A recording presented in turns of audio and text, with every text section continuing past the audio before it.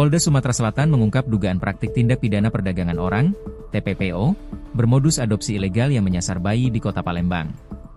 Seorang bayi perempuan berusia 3 hari berhasil diselamatkan dari rencana transaksi penjualan senilai 52 juta rupiah.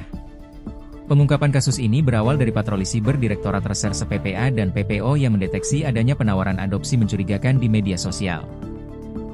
Setelah dilakukan pendalaman, tim bergerak cepat dan mengamankan seorang perempuan berinisial H, 31, di kawasan Sukarami, Minggu 22 Februari 2026, saat proses transaksi berlangsung. Kabid Humas Polda Sumatera Selatan, Kombes Pol Nandang M. Yumin Wijaya, menyampaikan bahwa pengungkapan ini menjadi bukti keseriusan kepolisian dalam respons kejahatan berbasis digital.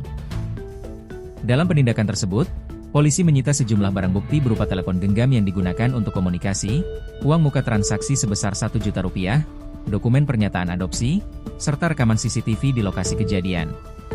Saat ini, bayi korban telah ditempatkan dalam perlindungan kepolisian dan mendapatkan pemeriksaan kesehatan serta pendampingan psikososial.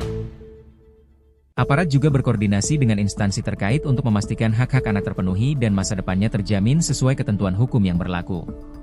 Atas perbuatannya, tersangka dijerat pasal 76 F Jo pasal 83 Undang-Undang Perlindungan Anak serta pasal 2 Jo pasal 17 Undang-Undang Nomor 21 Tahun 2007 tentang Pemberantasan TPPO dengan ancaman hukuman maksimal 15 tahun penjara.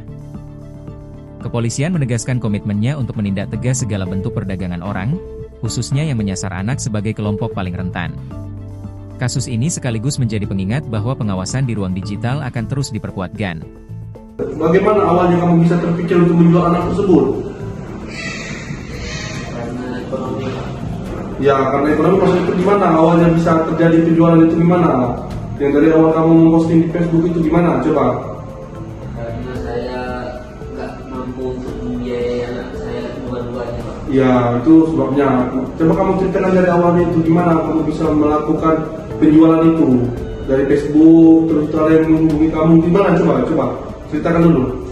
Kan saya posting dari Facebook, terus ada yang komentar, Terus tanya, Messenger, terus dia nanya mau minta berapa, mau minta nomor WA saya juga, saya kasih, terus sempat putus komunikasi, Pak.